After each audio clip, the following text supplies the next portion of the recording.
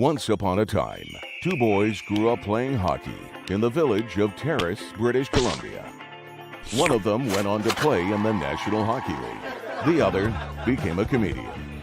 Now, one flies planes and coaches youth hockey. The other is still a comedian and owns new skates. This is their podcast, Enjoying Orange Slices with Jeff and Ian. All right, welcome to Enjoying Orange Slices, everybody. The show that is very, very late for the second week in a row. No, I think it's actually on time. I think it's on time. Sorry that we missed you last week. Schedules got all screwed up. Jeff, how are you? I'm good. Yeah, I don't know what happened last week, but really, what's really happened, the weeks before last, like we don't have really any excuses for why it didn't happen last week. I guess we were pretty busy. You were traveling and I was traveling. We're traveling. And Cam Miller and Kim Miller got in the way. My big steak dinner got in the way. My goodness. I love it. Right. Today you're stuck in a library and I'm looking like the cool version of the old man from Up.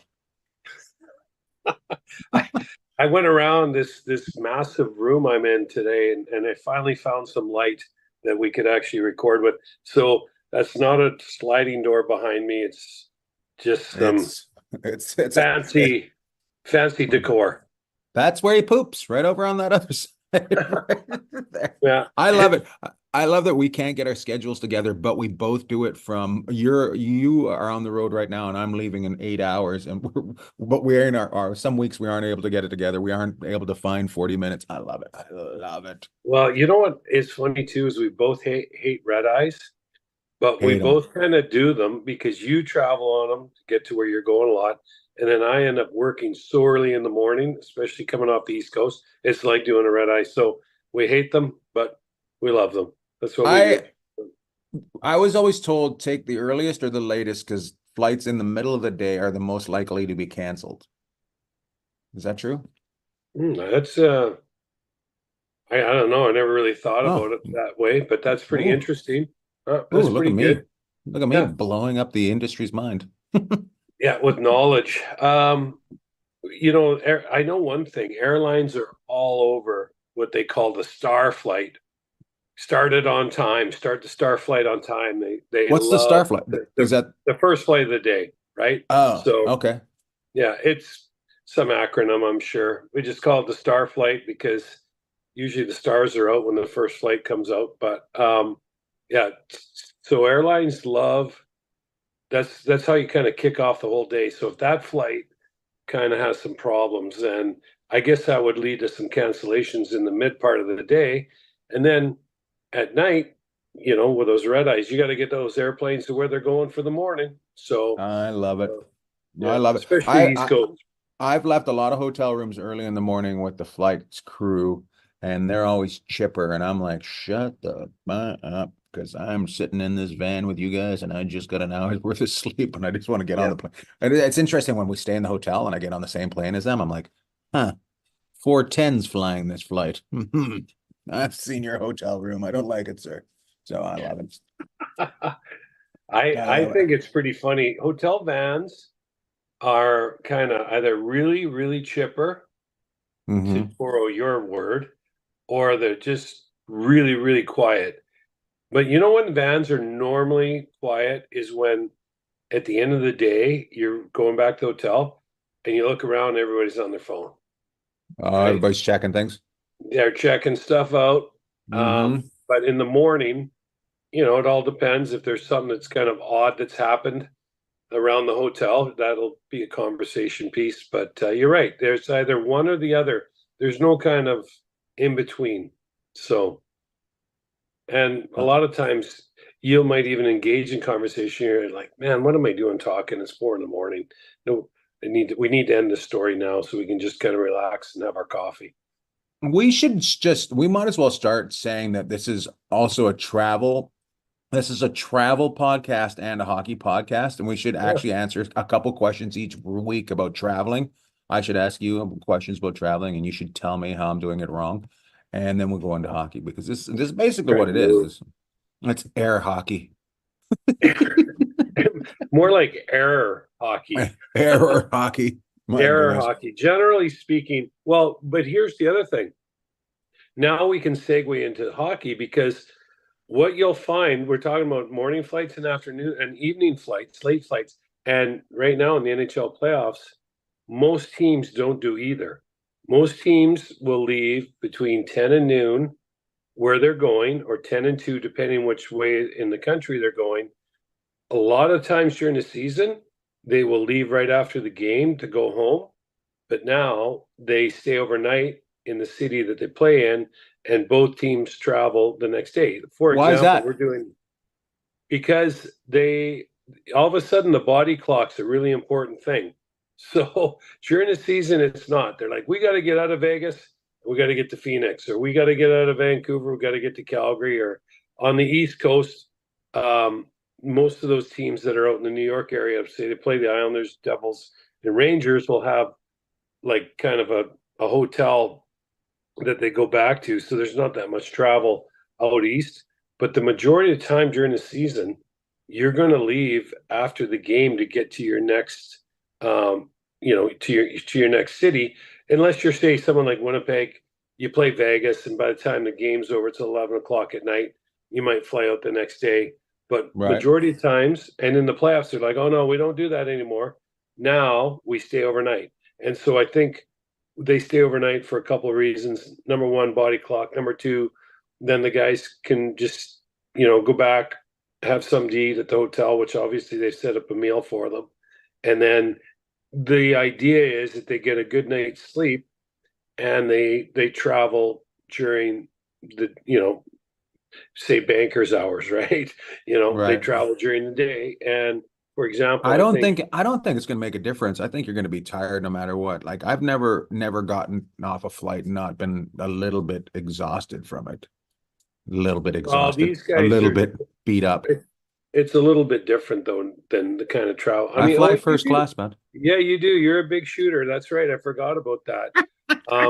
Although I have been on TV more recently than you, and I don't profess to be in the entertainment industry or business. Jeff, I'm an internet star. That's true. You're on every day. That's right. I just dated myself by saying that, didn't I? Yeah. You're like, he's on the old-fashioned wireless. Yeah, I'm like, go up and change. I'm rotary dial. Go up and change that's it by hand. That's right. You're a big shooter on the internet. Now you fly first class. But you know what? You're not flying in a 50 seat or 60 right. seat. It's different. It's different. Yeah. Like those guys are. And the other thing is that they don't have to deal with, that everybody else just about has to deal with, is going through security, parking your car, finding a way to the airport. They go down, they have their special place to park. Yeah, and they walk right on the bus on the road, drives right up beside the airplane, and they go up the air stairs, and they're on, and then they're eating the best food in the world. I don't know if I ever told you about when I did PJs in Europe with Gabriel, when I opened up for Gabriel in Europe. And that was, I looked at the schedule and it just said estimated time of departure. And it was what he felt like doing once we got to the airport. We'd get in the bus, and then sometimes he'd go in and hang out in one of these areas, and they had food and all these snacks and drinks and stuff, like in a bar and stuff, and TVs, and he'd want to hang out in there for a bit, and then we'd leave whenever he wanted to. So I'm guessing it's the same thing, because there's been nothing more relaxing than flying on a private plane. I can guarantee you. Okay, so first you're an internet star, now you're flying private Hey, planes. I was just an opener. I was just crew. Actually, you're not a big timer. You were a part timer on that crew. Remember that? I was a part timer. I was a total part timer. Remember they did the video of you? Part timer. Oh, that's the best. I heard from Alfred today, so that is funny. That's awesome. Yeah, I can only imagine. Yeah, so that's kind of how that's basically what the NHL guys are doing, and they're except there's just a few more of them than there were with you and Gabe. And was Juan on that trip with you guys? Alfred there's me, Alfred, and Gabriel, yeah, and I think a sound guy and another crew guy, yeah. Right on, cool. It was fun. Yeah. It was fun. Hey, anyways, so what? You brought up TV, so I want to bring up Bob Cole. Okay, let's talk about Bob Cole. For the people I mean, there's some people who absolutely know who Bob Cole is, and some people who wouldn't know who he is. But I Mostly think, American. well, they might know of him in the States, but I was thinking maybe in Australia, where we're really popular, they might not know as much about Bob Where Cole. 5 out of our 7 listeners are. Bob Cole was the voice. He was 90 years old. He passed away last week. 90 years old. I had no idea he was that old. He was still doing games recently. I swear, like not like and still had it and was always the playoff guy, always on CBC. And I don't know, when did you ever meet him? Did you ever meet him? You know what? In passing, but not like sit down and like enjoyable conversation like we are having. Like, he was around. I met Don Cherry back in the day. Obviously, Ron McLean with the Hockey Night in Canada crew. But you meet a lot of these people. Scott Oak, kind of cornered Scott Oak, who's another going to be. He's kind of a legend up there. He is. And cornered him in the Vegas Winnipeg series a few years ago during the pregame skate. Sure, he couldn't get away from me fast enough. But no, Bob Cole was the epitome of the professional, and play-by-play seared his call and his voice in your memory. Jeffrey, you like to pass the puck, but now you play the planes, fly the planes. See, that's how he talk. Yeah. Yeah, he was amazing, and I don't know if some of the people watching are like golf fans, and Vern Lundquist, just did his last Masters, like revered and upper echelon. No, obviously Bob was play by play, and the whole game, not just a couple of holes on the golf course. But Vern was also a play by play guy as well, football and other sports. And these guys, of course, Vern's still with us, but these guys are legendary. And I read a story Elliot Friedman put on the other day, and he talked about how when you're up in the booth, they have headphones on so they can block out everything. They can hear what the other guy's saying. Bob liked to have only one headphone on his ears so he could hear the crowd as well while he was calling the game.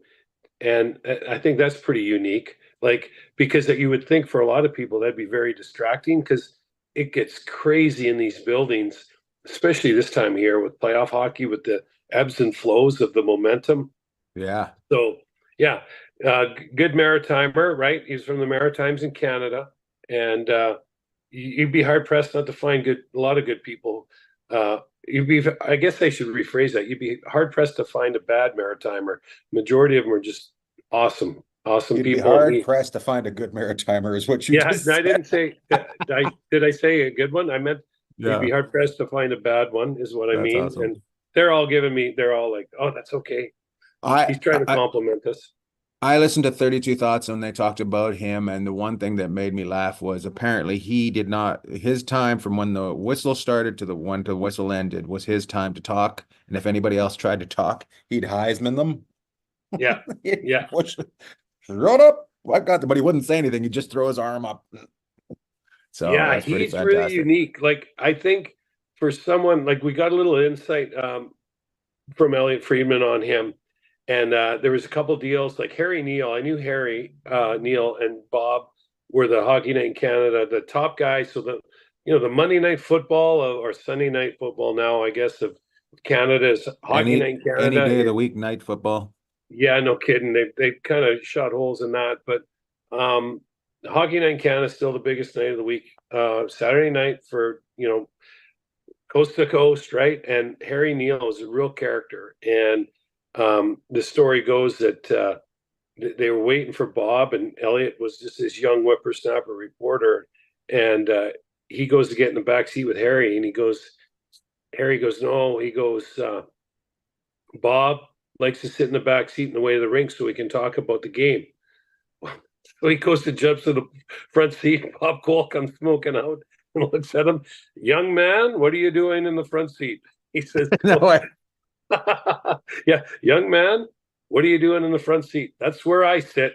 And of course, Harry Neal is a real character. Funny guy. Did he like set him up? Is that what he did? Yeah, so he totally sideswiped Elliott, and that's funny. how he kind of things got off the ground with Elliott and Bob. And Elliott tells that story last week in 32 Thoughts. So I thought it was pretty funny. But the guy's a legend, and I think of Bob Cole in the same light as I think about Al Michaels calling the U.S. The Miracle on Ice. You know, do you believe in miracles? Yes. I think Bob Cole has so many of those kind of lines, and you said earlier that talk about Canadian history and hockey's effect. And, you know, I mean, he's the voice and the eyes of what, you know, people watched for years and years and years. And you're right, it wasn't that long ago. Bob was still doing play-by-play, which is a real That's credit to crazy. him. Yeah. It's crazy. What do you think of the playoffs so far? What is exactly what you expected? What is not what you No, expected? And what is? I'm I don't want to say I'm underwhelmed because Underwhelmed. we've had these first round series and they could still get there, some of them. Obviously, as we tape this, Florida's already advanced, and they took out Tampa. But we have a lot of 3-1 leads, which normally in the first round is the best hockey you're going to see in the playoffs. It's wild and woolly, right? It's crazy. It's back and forth. And I haven't really seen there's been some crazy stuff like for Vancouver, their comeback against Nashville the other night to go up 3-1 was amazing. And I was talking to my mom about this, and you and I were talking about it. For an organization that's had so many tough breaks over the years, it's nice to see them get a good break. And I really like Nashville. I love what they're trying to do there. But Vancouver has been around for a long time and hasn't had the level of success. And they have the team that maybe, you know, obviously their fans would love to see. But I think Vancouver, this is the best team I've seen them ever have. And I know they went to the finals. I knew they had the Sedins and Biekska and Kessler and all those guys. Captain Kirk McLean, but I really think top to bottom, entertainment wise, and the consistency of the season, Vancouver, this is the best team I've ever watched them have, and they were really entertaining back in the day. But back when Bure and those guys were there too. But I like them. So but they've had a lot of bad breaks over the years too, right? A bounce, they could go the wrong way. That's what happened. So that series is kind of it's been entertaining, but Vancouver's up 3-1. Edmonton, LA has been a little bit. You can talk about a little bit about this. It's like I don't even know how to explain Edmonton and LA. I just could say LA played probably the best game I've seen them play all season the other night, and they lost. And if they played like that every night, I think the series would probably be 2-2. But it looks like they're headed for an early exit again against Edmonton, and it's unfortunate in one regard because obviously you got guys like Kopitar there that are exceptional players and Hall of Famers, and it's unfortunate you have to play 3 times in a row, 3 years in a row. But Edmonton just did what they had to do the other night. And You know what happened? You know what happened the other night with LA and Edmonton? Edmonton's goalie won them a game, and that has not happened for them at all in years. Yeah, but I think LA played really, really well, really physical. They played really well, but Edmonton's goalie stole the game. Like the shots difference says to you. Like if they had normal Edmonton goaltending, there would have been a 3-1 game. Possibly, but and I give Knobloch credit since he's gone to Edmonton. They've kind of changed the way he's got me in a Knobloch. Sorry. Yeah. I like him. I think he's done a good job. I think their team's done great. Obviously matured a little bit. I think that Skinner, and I like Skinner. I think they kind of roasted him last year. I don't know why. He's a young kid. You got to leave him alone. Let him be. He's played well, but I think they also did what they had to do. Even when they did have shots and opportunities, he made the first save, sometimes the second, but they were able to clear pucks out, and they were able to play a fairly mature defensive oriented game, which isn't really Edmonton's known as run and gun. So, but that series to me, that game was a really good game. I don't know if LA can play any better than that, and they didn't win, which is obviously very concerning for them. So I think I think the effort they put in, if they had put in the other games, even though they won the one, if they had put in the other games, I think you'd feel more confident, even though they lost going into the next game. You'd expect that effort out of them. I don't know if you can expect that effort again out of them. And the thing about LA, and I guess Edmonton is because I think LA is fairly predictable in how they're going to play. Edmonton, you think they're going to run and gun, but there's so much, familiarity breeds contempt. There's quite a Mm-hmm. bit of contempt between those two teams, but I'd love to see LA on their front foot a little bit more tonight, or I guess it's tonight, but I'd love to see them on their front foot a little bit more against Edmonton. But I think at home, Edmonton really exposes that. So what ends up happening is LA kind of goes into this, try and get a lead, or and then they kind of go into this defensive shell. They have to be better than Edmonton 5-on-5, because Mm-hmm. as soon as Edmonton gets a penalty or gets a power play, you can almost, if they get two power plays, they're going to score one, Which is a maybe problem two. because Los Angeles had one of the best penalty killing units in the league. So and they've gone really kind of dormant during the playoffs. Well, but when you play Edmonton, they can make your penalty kill look pretty I know, bad but pretty I know, quick. but Edmonton's not.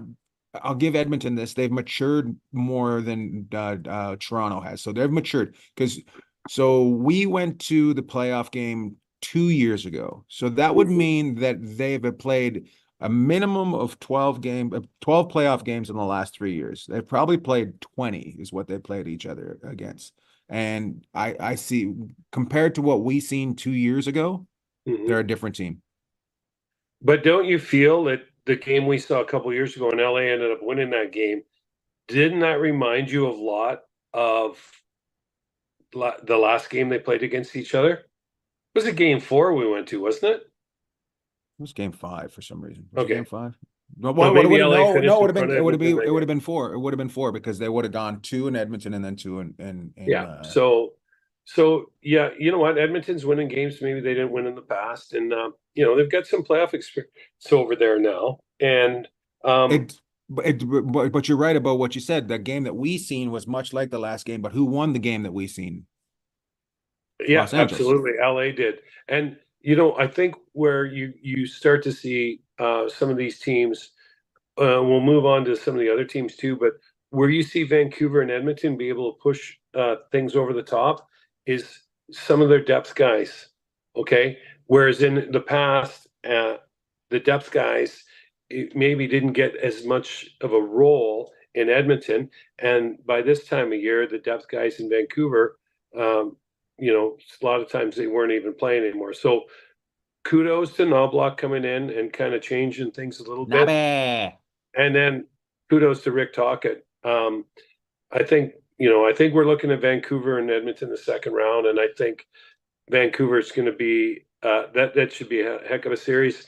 That if Nashville and LA can't stage huge comebacks, which you never know, but right now it looks all systems You points are never know, but everything looks like it's going yeah. this way. Yeah, yeah, yeah. It also looks like it's going that way in Winnipeg. Even though I haven't talked to you since I went to the Whiteout. I went to game one in Winnipeg. Mhm. That was 14 goals. What did I see? No, 12 goals. 12. I seen 12 goals that night. That was interesting. That was a defensive juggernaut of a night. But since then the Avalanche have like taken it up 2 gears and Winnipeg stayed in the same gear. It's crazy. Yeah, I don't know what to think of that series. The first game was crazy. I thought Colorado played really, really well in the first game. Um, and it's funny. Halibut gave up 6 goals and I played really well. He did play well. Georgiev did not play that well in No. that game. In But that game when they had an empty net, they got more saves when they had the empty net. That was crazy. Yeah. I Winnipeg, I don't know what's going on there. I really liked what they did this year. I really like their Great team. season. I love with the way they tried to build their team. But what surprised me, and I guess it's surprising them, is the fact that Colorado they're having so much problem with Colorado's pace. Like I didn't see Well, that. I didn't that's see what that coming. I was Yeah, gonna ask you, have we underestimated the Avalanche all year? possibly. And I don't know why, because we've watched them all year. But I don't know if it's so much underestimating Colorado as much as it might be thinking that Winnipeg was due to, and they might still do it. You never know. I mean, I hate to. There's no absolutes in life, so there's certainly none in playoffs. But I really think that Winnipeg. I loved what they tried to do. They got a Vezina caliber goaltender, um, but yet Colorado, the pace of play, Winnipeg can't get out of neutral or a lower gear. And let's not forget the two games, including game one and the last game of the regular season, Winnipeg scored 14 goals on Colorado. They beat them 7-0. Yeah, And then they beat them 7-5 or whatever it was in the first game, or 7-6. It wasn't like all of a sudden a bunch of new players showed up and things changed. I guess maybe it's just a compliment to McKinnon and Natushkin, who's possessed but this year after what happened last year. even in that game that seen them lose, I knew he was going to be trouble. Like the rest of the series, he was really, really good. Like he was Well, really good. yeah, and then you've got, so they didn't have him in the Seattle series last year. They got him now.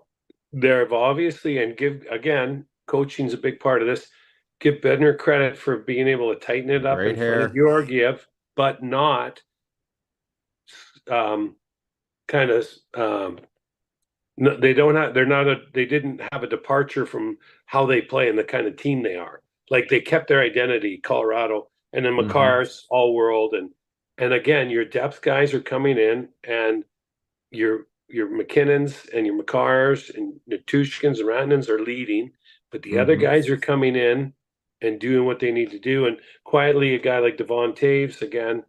Um, my thought is that they could have taken advantage of Colorado's D because they're not that big. I mean, Manson's a big guy and rugged as they come, but the rest, and Johnson, he's a good sized guy too, but they're not like as big as some of the other D cores in the like Vancouver or Vegas or even Dallas, but yet they've been able to be, like they say, the puck moves faster than the player. Colorado's been able to do both. They've been able to move the puck faster than Winnipeg, and the players move faster than the Winnipeg player has too. So, Yeah. yeah, they got to figure it out.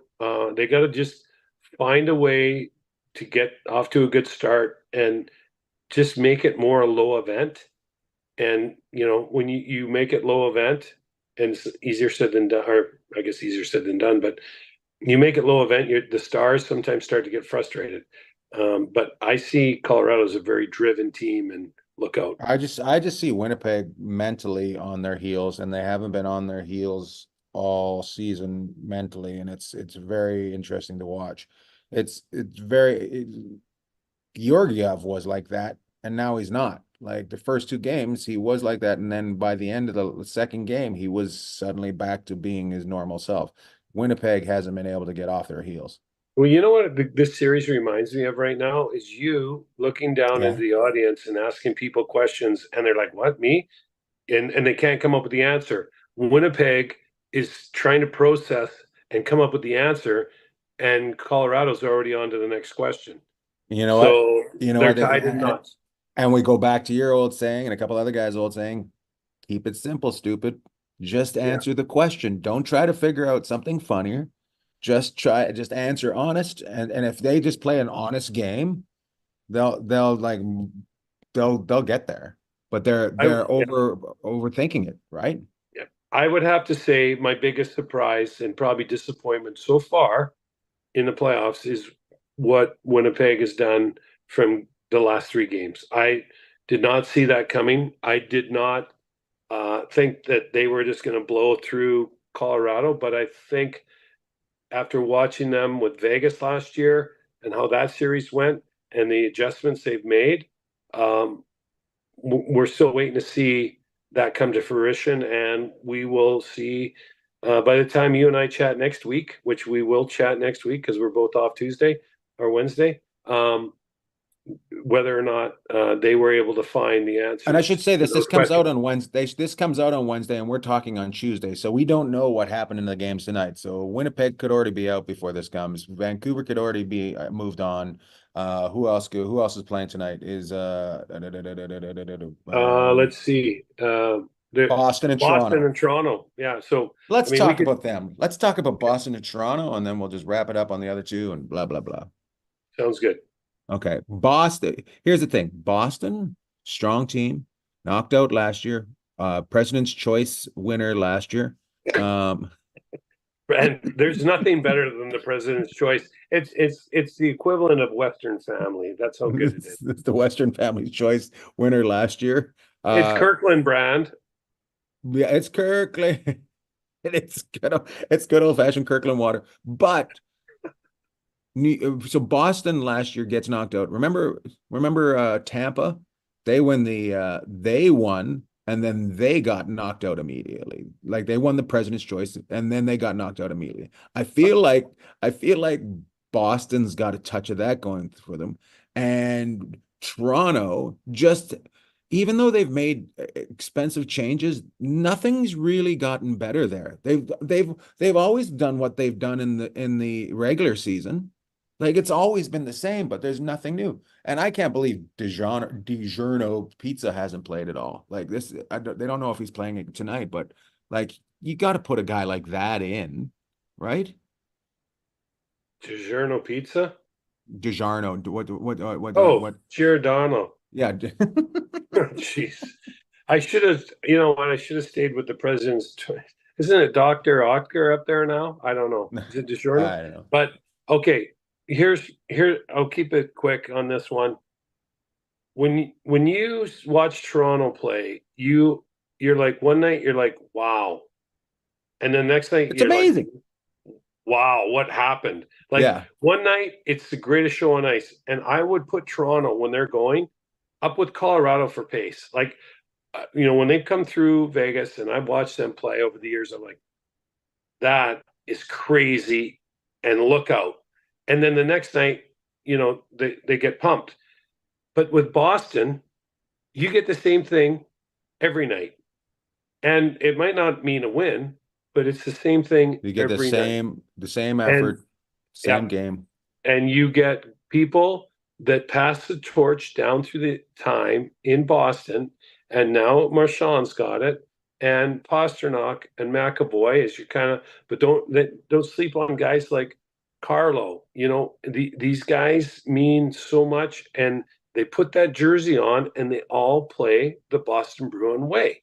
Mm-hmm. And of course it doesn't hurt to have Swayman and oh my God, I'm drawing a blank on him on the other goalie. Thank you.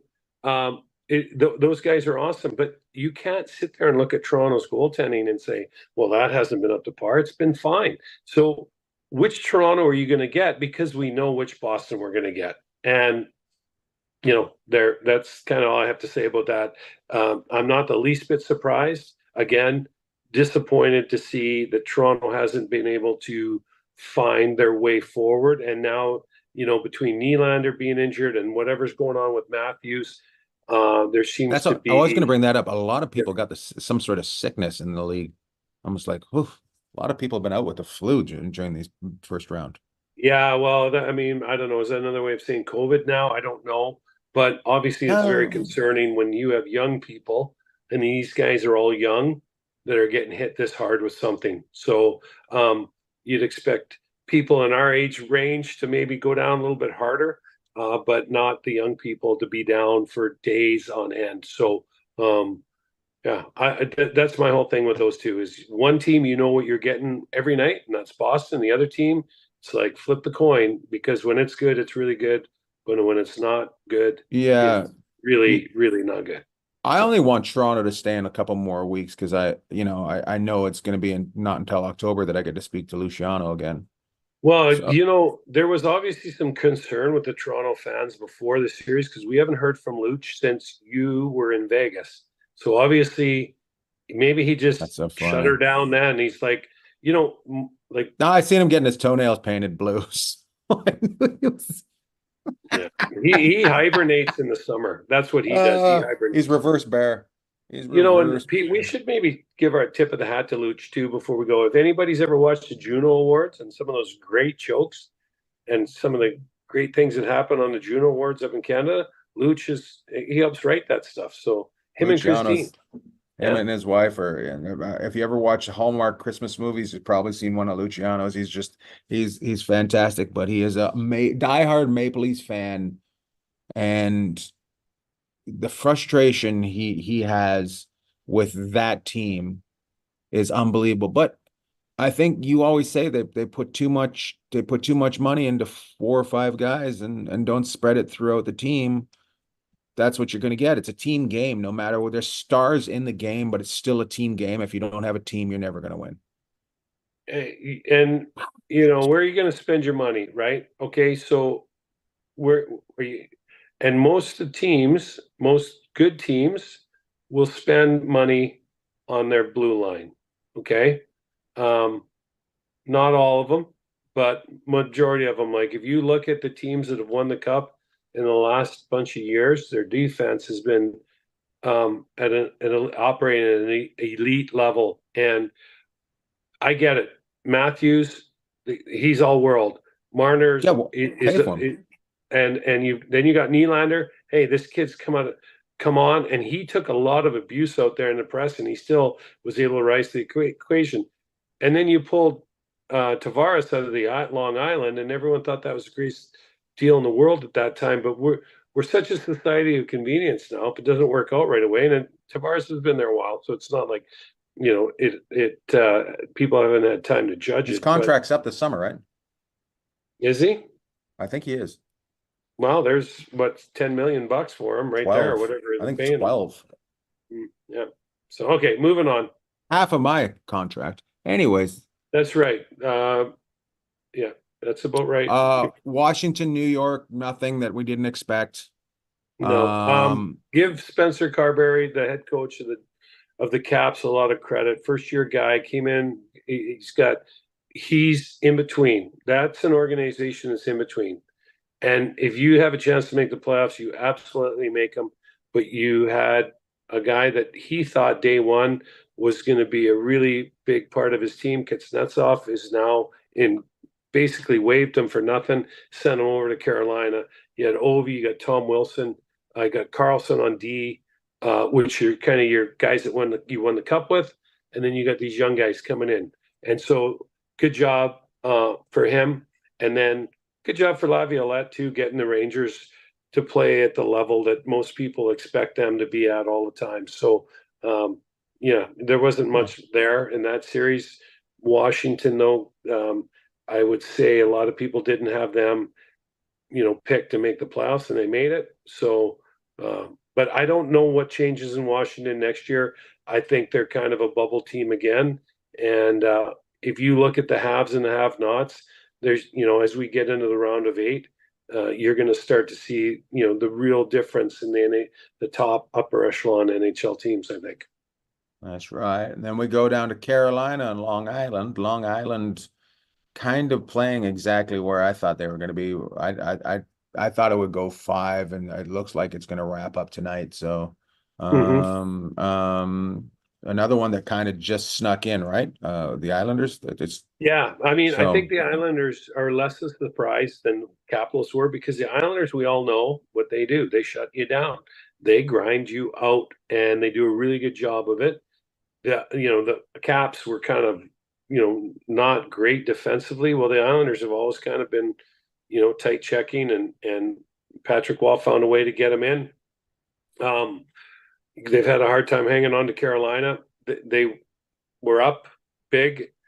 Well, 3 goals isn't big in the NHL anymore. I mean, but they were up 3 goals. Where that series kind of shifted is the game they were up 3-0, and Carolina found a way to come back and beat them. So I think they're at that's the home difference tonight. between the West and the East is in the East teams snuck in, and every team in the West is a championship team. So they have to play other championship teams, which means one of them has to lose, which means you lose an upper echelon team, I think. Whereas, let's be Yeah. honest, Washington, bubble team, Islanders bubble team, like Winnipeg, people were expecting to maybe take a run at the cup. The Yeah, and Kings, you there's a never chance, know. Well, and you never know. An injury could happen. A bounce could happen like it did for Vancouver the other night. But you make your breaks. With injuries, sometimes they're flukes, and so it's hard to say. But I mean, off the season, a lot of these teams had. You would have expected them. I think people probably expect a little bit more out of Tampa Bay, but I mean, Florida got the breaks, but Florida seems like they're last year they learned a lot about who they are, and this year they're coming back loaded for bear.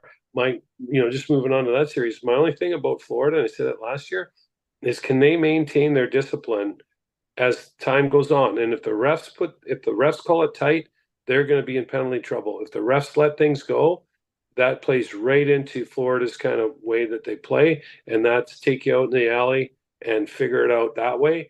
Mm-hmm. And I give Maurice credit to be able to go 4-1 against Tampa Bay and give that team that's really, really, really incredible and really impressive considering some of the saves that were made by those two goalies in that series could have totally flipped that thing back in Tampa Bay's favor with some of the stuff that Vasilevsky did. But Bobrovsky was able to go toe to toe with them. And so look out for Florida. But my thing with Florida is how long can they hold the discipline? Because as the energy ramps up, they seem to ramp up and they love to chirp and they love the scrums. But there's a time and a place for all of that. And you don't have to look any further than watching Jamie Benn in Dallas and Vegas series this year. He has been an absolute he's been the monster out there. He's The been menace. amazing. But he's being able to keep his head and stay on the ice where he's most effective. And now that series is 2-2. And I don't think anybody thought that series wasn't going to go 6 or 7. So that's the only series I see so far playing out the way we That thought it was. that series is going exactly the way we thought it would go, but I did not think this is the difference. I did not think it would go 2-2. No, and the games are tight now. Other than when, and there's one other series we got to talk about, I guess. Other than when What other Dallas series? came out, and I don't know, there must be another one No, we somewhere. got Did we there's got to cover it be. No, all? no, no. Yeah, we covered them all. No, this is the we're wrapping it up with Vegas. That's what I thought we'd do. I feel what's funny. I saw Gilly the other night in New Jersey, so I'm like, oh, we got to talk about the Devils. But so Vegas and the Dallas ran away on Vegas the other night in Game 3, and Thompson played out of his mind.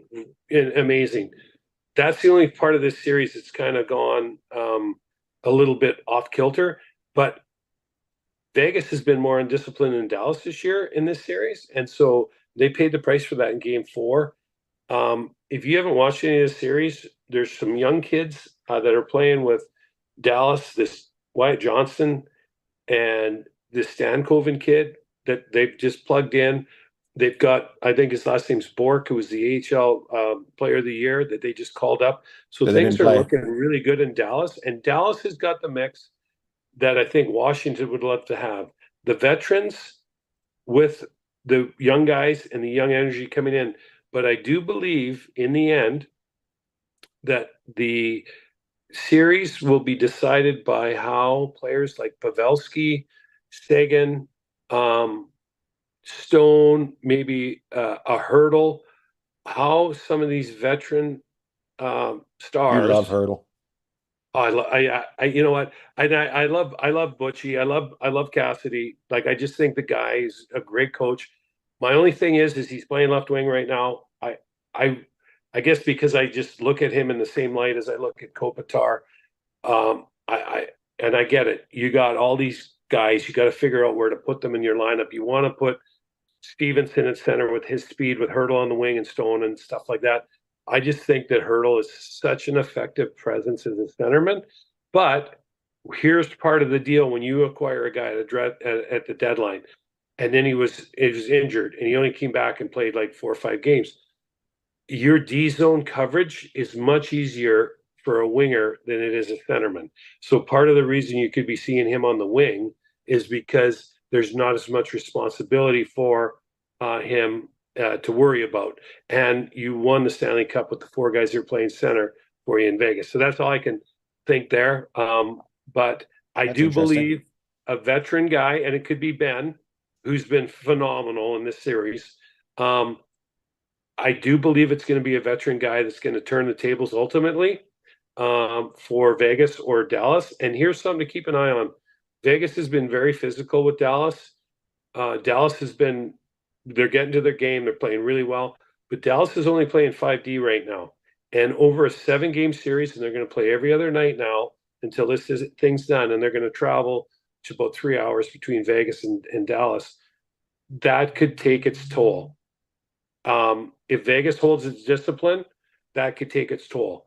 If Vegas takes undisciplined penalties like they did in the last game, then Dallas can, kind of, I hate to say rest on the power play, but they can take advantage of you on the power play. And then those minutes those guys are playing aren't quite as hard. I also believe that Vegas had an advantage starting on the road. Whereas Dallas's hearts in their throat, Vegas is just playing another game. Yeah, I think, I mean, these two teams have shown last night, like, I thought that was a really good game. A lot of really good plays by both sides, a lot of really cagey plays. But again, it comes down to, who's the better team 5v5? And when you take penalties and you allow the other team to get on the power play, it can offset 5v5. And Dallas was able to get a goal last night. Now, getting back to what you're talking about, yeah, I think it probably helped Vegas to start on the road, but then Dallas certainly didn't look like, the road bothered them very much either, right? So Right, that's what I'm saying. Like that, like the road was. So whoever's going to win this is going to have to win one at home. 100%. Well, Vegas is, but think of it this way: when you watch Dallas game 1, Vegas came out and kind of jumped on them right away.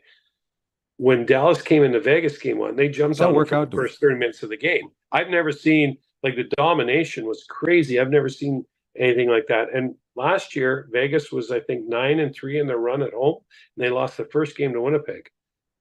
Now their first 2 games are 0-2, so they got to find a way somehow to pull another win out of Dallas, and they have to protect serve at home on their next game. And again, you have 2 teams here that are both legitimate Stanley Cup contenders. Absolutely, and that's what's exciting about it.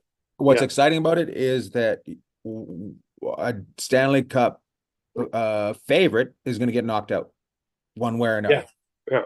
And to be quite honest with you, Dallas over the course of, I mean, I live in Vegas. Yeah, come on.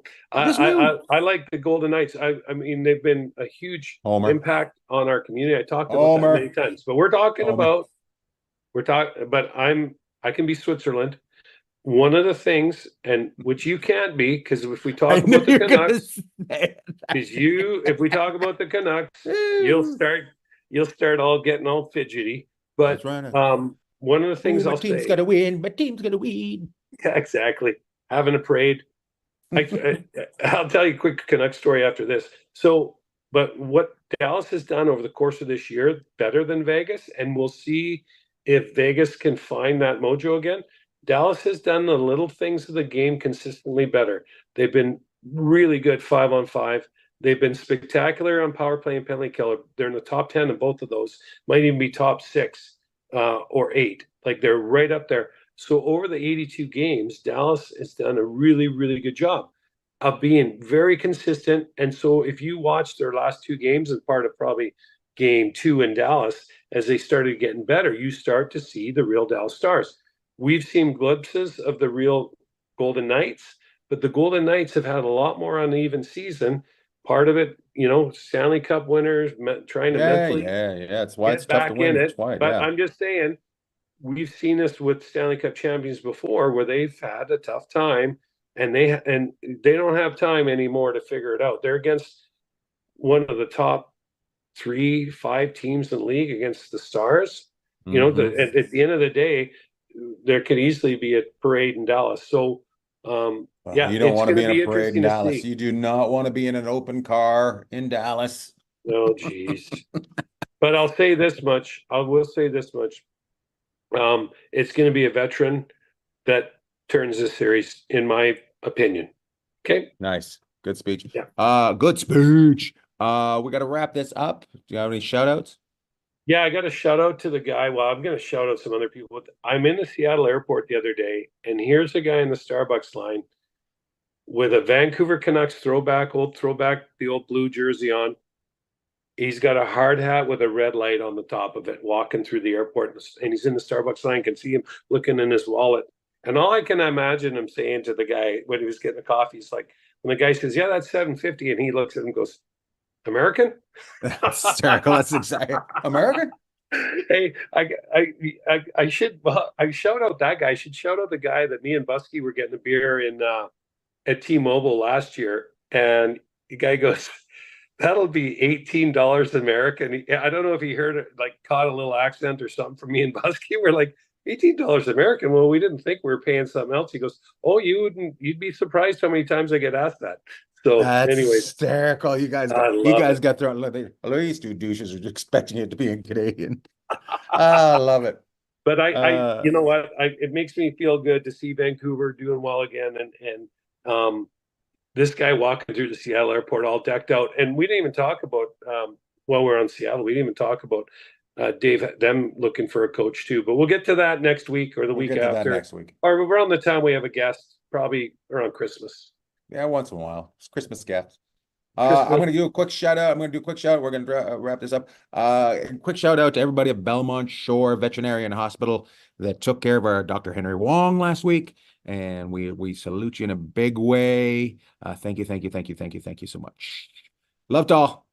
Love to all.